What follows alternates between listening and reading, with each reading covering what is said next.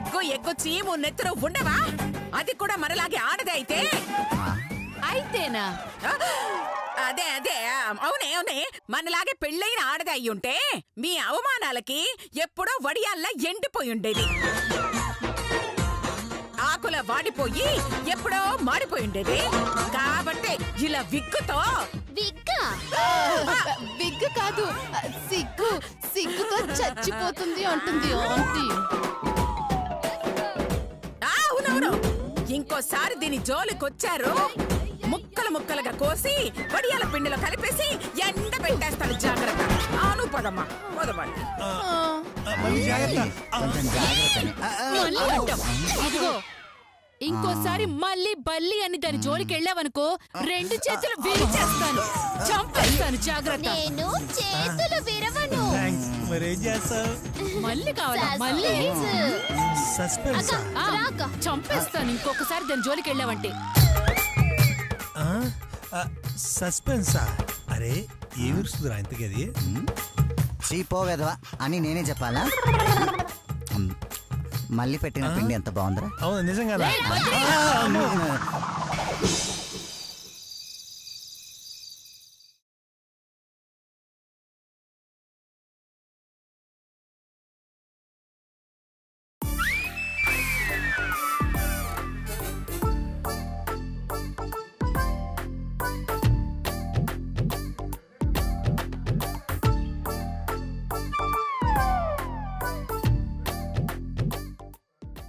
ఎంత ప్రశాంతంగా పడుకున్నారండి. తప్పించుకున్నానన్న ఆనందం కాబోలు. తప్పించుకునే తెలివి మీకుంటే ఇరికించే తెలివి మాకు ఉందండి. చూస్తా.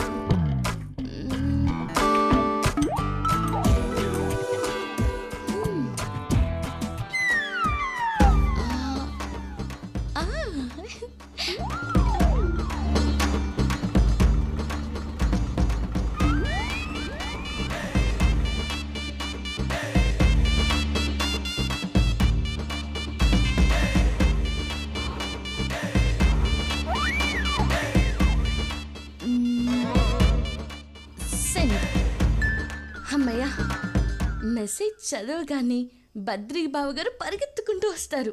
అక్కతో అడ్డంగా బుక్ అయిపోతారు.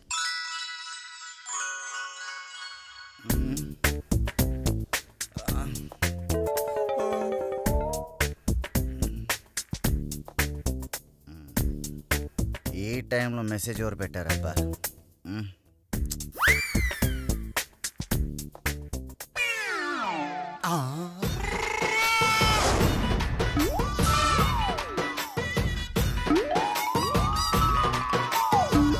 బావగారు మీతో ఎంతో మాట్లాడాలనుంది, కానీ అక్కలు కుక్కల మనలు వెంటాడడం వల్ల కుదరడం లేదు. ఒక్కసారి అలా బయటికి వస్తే మనసు విప్పి మాట్లాడుకుందాం. కలనా నిజమా?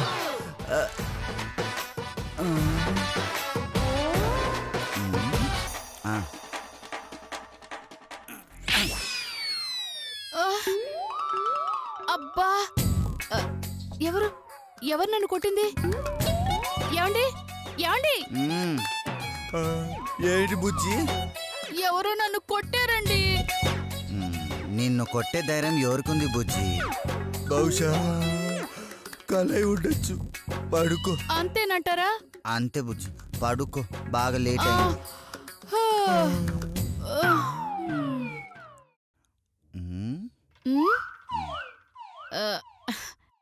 కలే.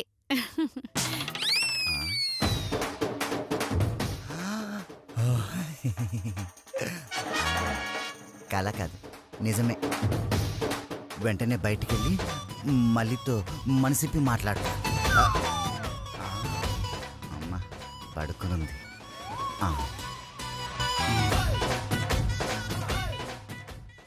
బద్రీ బావగారు మాయలో పడిపోయారు. అలాగే రంగా బావగారిని కూడా లైన్లో పెట్టేస్తే సరిపోతుంది.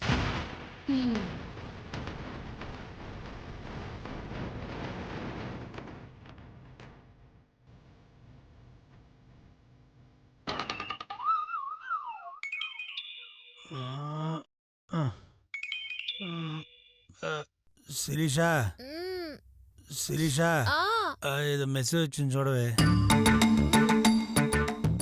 ఎదురుగా మెసేజ్ ఎవరు పెట్టారో నాకెలా తెలుస్తుంది? మీరే వెళ్ళి చూసుకోండి. మెసేజ్ అంటే బీమ్ బ్యాగ్ అనుకున్నావే తెచ్చిపెట్టడానికి? నా కర్మ. ఈ టైంలో ఎవర్రా బాబు?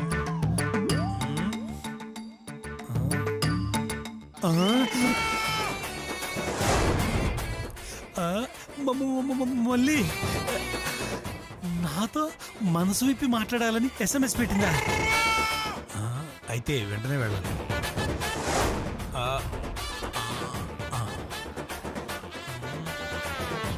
ఆగండి. ఏంటి? బయటికి వెళ్తున్నారా? అవును.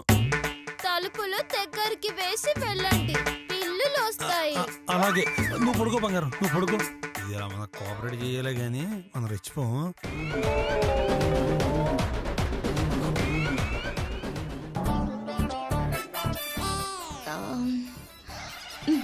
చెప్తా నీ పని.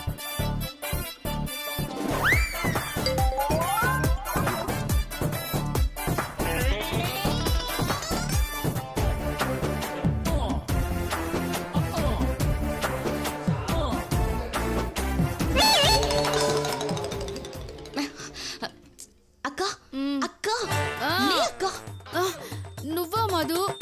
నువ్వేంటి ఈ టైంలో? అయ్యో, నీకు ద్రోహం జరగబోతుందక్క. ఏంటి మధు నువ్వనేది?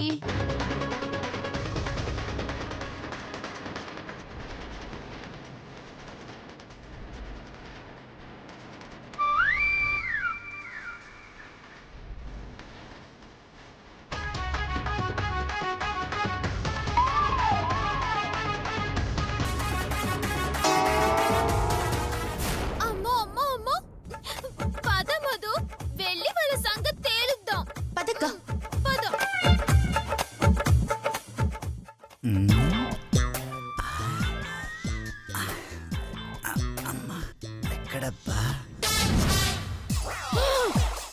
చెప్తానుంటు నీ పని.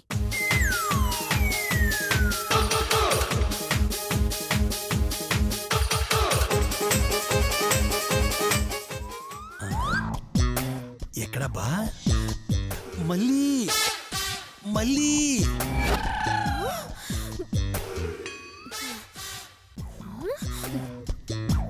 చెప్తాను పని.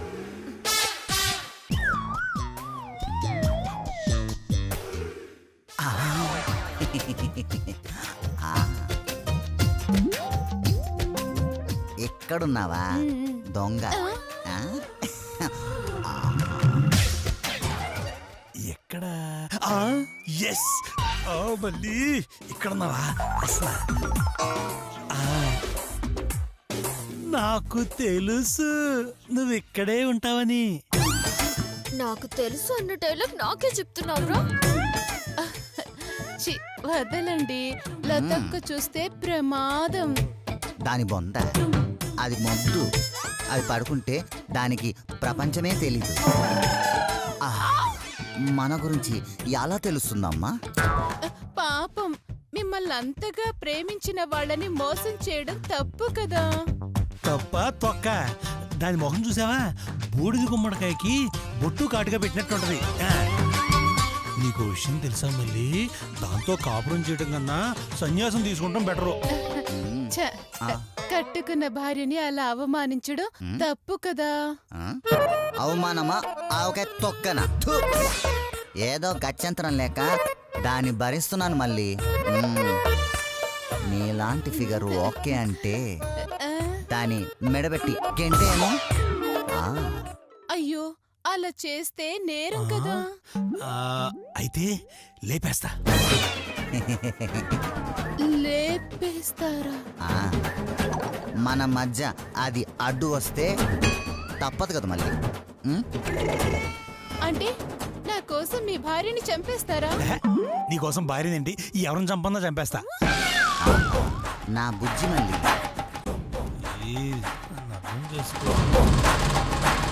రే బద్రిగా, రే బద్రిగా. అయ్యో, నువ్వా? నువ్వా? అవునరా, నేనే. ఇది మోసం దాగా కుట్ర. ఏంట్రా కుట్ర? ఆ గుర్రం మొహం దానికోసం మమ్మల్ని చంపడానికి సిద్ధపడ్డారు అంటే మీ వ్యవహారం ఎంత దూరం వెళ్ళిందో నేను ఊహించగలనురా. ఇదిగో నీ కాళ్ళు విరగొట్టి కూర్చోపెడితేనే గాని నీ తిక్క కుదరదు. నేను ఒప్పుకోను, ఇదంతా తొండి.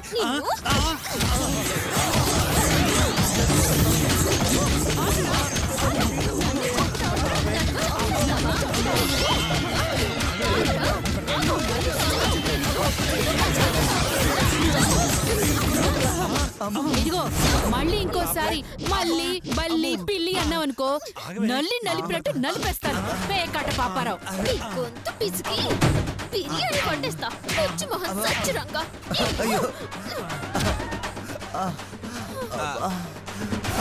రంగా ఇంతకి మళ్ళీ ఎక్కడరా కనిపించలేదు? అవునరా, నేను అదే ఒరేయ్, మాట్లాడతావా? నిన్ను ఇలా ఎన్న లెక్కలు కాపలా కాస్తారు? ఎన్నిసార్లు కొట్టి మీ కాపురం నిలబెట్టుకుంటారు? ఏం చేయమంటావు మధు? భార్యలం కాబట్టి ఎన్నిసార్లైనా కాపాడుకుని చావాలి. దీనికి పరిష్కారం ఇది కాదక్క. మరి మీ భర్తలు మళ్ళీ జోలికి వెళ్ళకూడదంటే ఊరు చివరి పుట్టలో నాగరాజుకి పూజ చేయాలి. అలా గనక చేస్తే దోషాలన్నీ పోయి మీ భర్తలు మీరు చెప్పినట్టే వింటారు. అవ్వా, అలాగా? అయితే ఆ పూజకి మల్లిని కూడా పిలవాలి. ఎందుకు?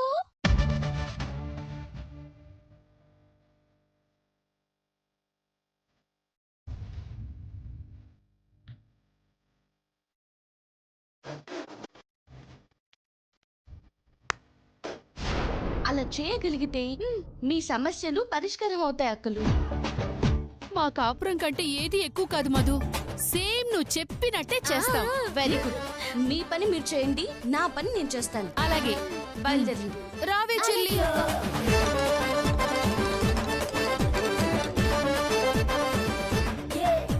చైతు గారండి, రేపు రన్నింగ్ అండి.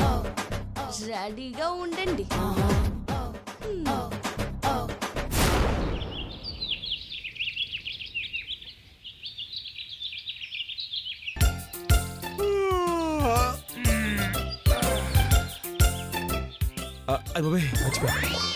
సిగరెట్ ఉంటే బాగుండు.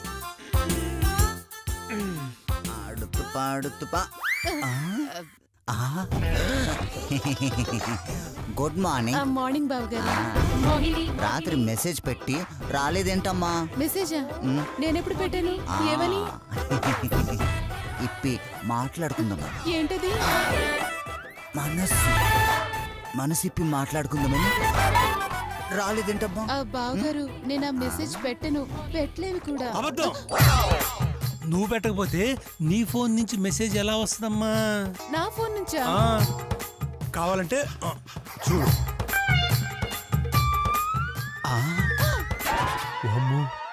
నాకు తెలియకుండా నా వెనకాల చాలా పెద్ద కుట్ర జరుగుతోంది. చెప్పు.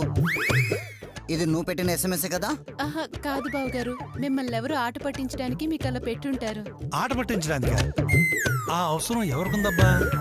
కొంపదీసి మా ఆవిడ ఎలా పెట్టిందేమో. సర్లే గాని అలా పక్కెళ్ళి మాట్లాడుకుందాం. పక్కకెళ్ళి మాట్లాడుకుందాం. మనసు విప్పి మాట్లాడుకోవడానికి మాట్లాడుకుందాం అని చెప్పాను. వచ్చేసి చూడు బుజ్జి, నేను రాను అంటుంటే పర్వాలేదు, అక్క వాళ్ళకి తెలియకుండా మేనేజ్ చేద్దాము అంటుంది. బలవంతంగా తీసుకెళ్తుంది. మేము మహా ప్రతిభతా పురుషులు అంటే బొంగేమి కాదు, అక్క కన్నా మహా అందగత్తిని నన్నే కాదంటారా అంటుంది. రంగరంగా చూసారా మీరున్నారని భయం కూడా లేకుండా రంగా రంగా అని ఎలా పిలుస్తుందో. బావగారు, నేను పిలిచింది మిమ్మల్ని కాదు, ఆ శ్రీరంగనాథుణ్ణి. అంటే వీళ్ళిద్దరితోనే కాకుండా వేరే రంగనాథునితో కూడా నీకు డీలింగ్స్ ఉన్నాయా? బద్రీనాథ, ఏంటక్క మాటలు? చూసావా బుజ్జి, బద్రి రారా అని ఎంత డైరెక్ట్ గా పిలుస్తుందో. ఇక్కడుంటే కొంప ముంచేలా ఉన్నారు, జంప్ అయిపోవడం బెటర్. నేను వెళ్ళి స్నానం చేసి వస్తానా? ఆగమండి. నువ్వేంటో నీ నిజాయితీ ఏంటో వీళ్ళకి తెలియకపోవచ్చు. కల్లారా చూసిన దాన్ని నాకు బాగా తెలుసు. నువ్వు వీళ్ళనే కాదు, ఏ మగాన్ని ప్రేమించలేవు. ఎందుకు ప్రేమించలేదు? ఎందుకంటే ఇది మళ్ళీ కాదు కాబట్టి. మళ్ళీ మరి ఎవరు? హా, చైతు.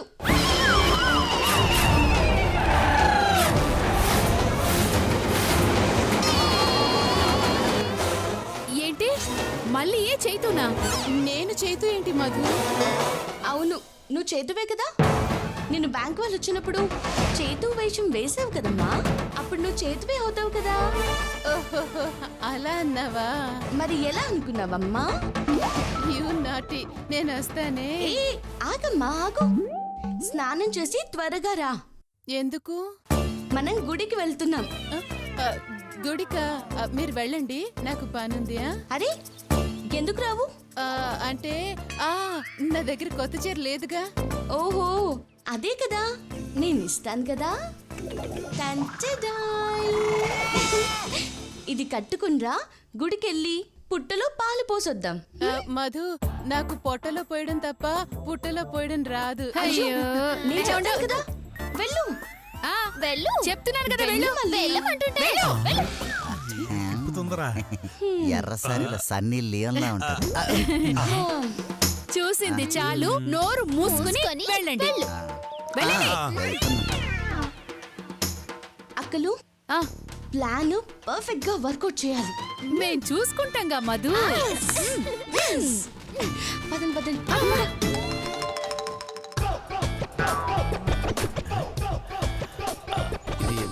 ఇది మళ్ళీ గెలుగుదా? ఓసారి పిలిస్తే పోలా, పిలవగానే వచ్చిందంట. ఈ మన్మధురాలు లవ్ చేస్తా ఉన్నది కాబట్టి పిలవగానే వచ్చి తీరుద్దే. పిలుస్తా.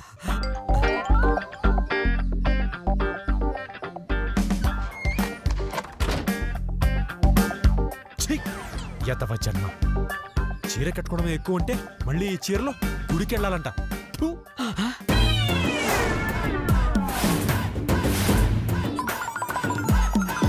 ఇదేంది ఇదే? మళ్ళీ గొంతు మగాడి గొంతులో ఉందే. జలుబు చేసే మారిపోయి ఉంటుంది గొంతు.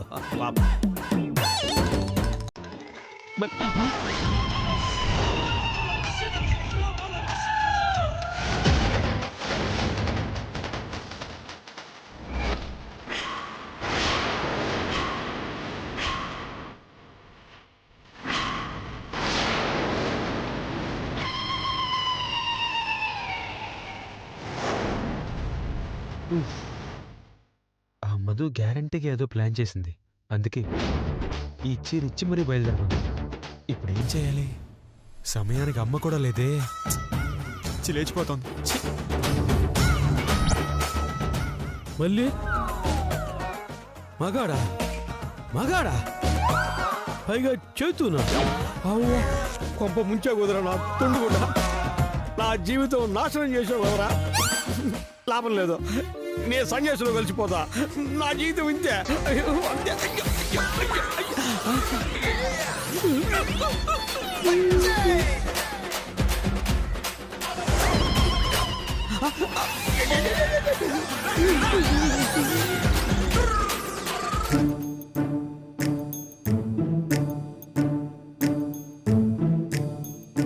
అక్కలు, మళ్ళీ ఇది లోపల రెడీ అవుతుంది.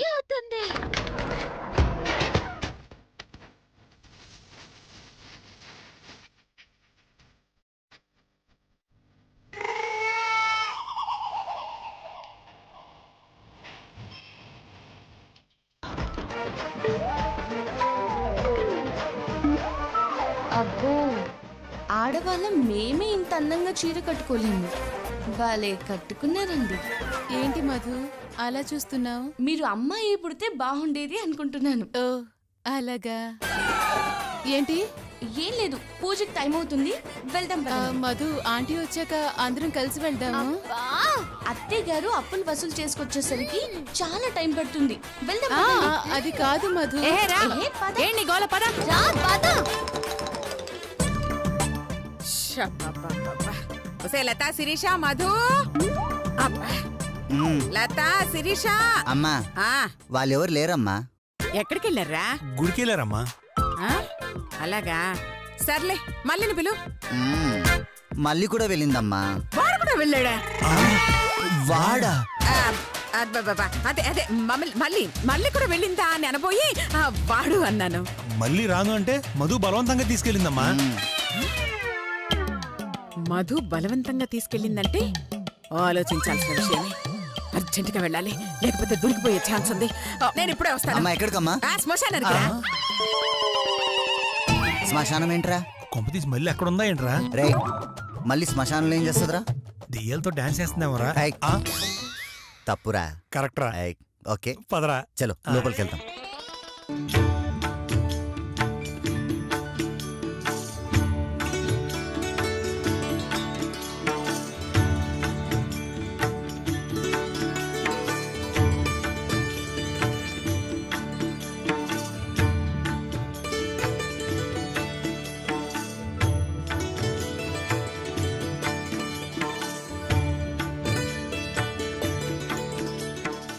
ముందు పుట్ట చుట్టూ ప్రదక్షిణాలు చేద్దాం అక్కలు. అలాగే మధు. మళ్ళీ ఇరా. అక్క పుట్టలో పాలు ఆడవాళ్ళు పోస్తారు కదా, నేను పోయడమేంటి? ఆడవాళ్ళు చేస్తారా? అంటే నువ్వు ఆడదానివి కాదా?